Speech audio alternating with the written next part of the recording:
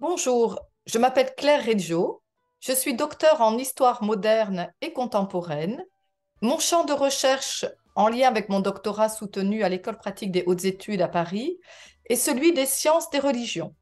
Depuis bientôt 30 ans, j'enseigne à l'Université d'Aix et de Marseille l'histoire des religions, ainsi que l'histoire de la Méditerranée et la géopolitique des religions. Ces enseignements s'adressent à un public adulte et à des étudiants de master. À Domouni, depuis 2018, je suis chargée de cours en histoire du christianisme primitif et en histoire antique. Je dirige également des travaux d'étudiants en master ou encore en doctorat. J'ai publié divers ouvrages, en particulier Hellénique Musique ou la musique dans la Grèce antique, Repentance catholique, l'Église face à l'histoire, ou encore chez Domouni Press, le christianisme des premiers siècles. Aujourd'hui, je vous présente mon nouveau cours Histoire et enjeux de l'archéologie en Palestine. Ce cours a pour objectif principal de présenter l'histoire de l'archéologie en Palestine. Par Palestine, on entend ici un territoire délimité et défini en tant que tel, déjà dans l'Antiquité par les Romains, puis par les Byzantins ou encore au temps des Ottomans. Parallèlement à cette histoire, le cours retrace les événements principaux, politiques et militaires, qui ont contribué à la naissance d'un État d'Israël, puis à la proclamation d'un État de Palestine. Hélas, aujourd'hui encore, l'actualité nous montre la complexité de cette histoire. Quelles sont les grandes étapes du cours?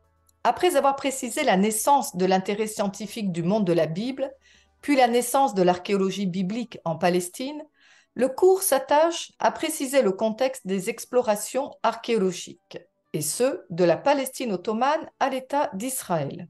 Ensuite, le cours présente chronologiquement l'histoire de l'archéologie dans cette région.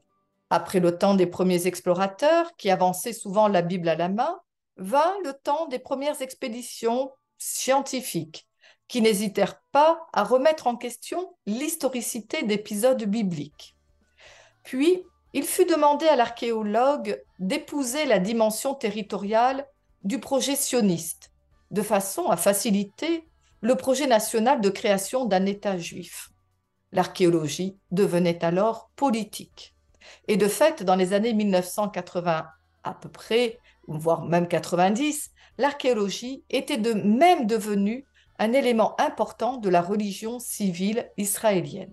Dans les années 90, les débats furent plus houleux quand des archéologues remirent en cause certains paradigmes fondateurs de l'archéologie biblique et de l'identité juive.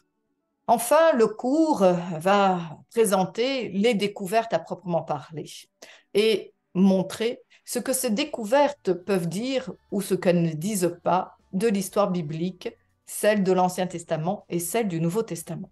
En bref, vous allez découvrir que l'archéologie est un domaine d'étude passionnant et que toute interprétation d'une découverte archéologique est bien souvent fragile. Elle est telle un échafaudage qui peut être parfois ébranlé. Je vous souhaite une bonne étude de ce cours. N'hésitez pas à me poser vos questions sur le forum pédagogique.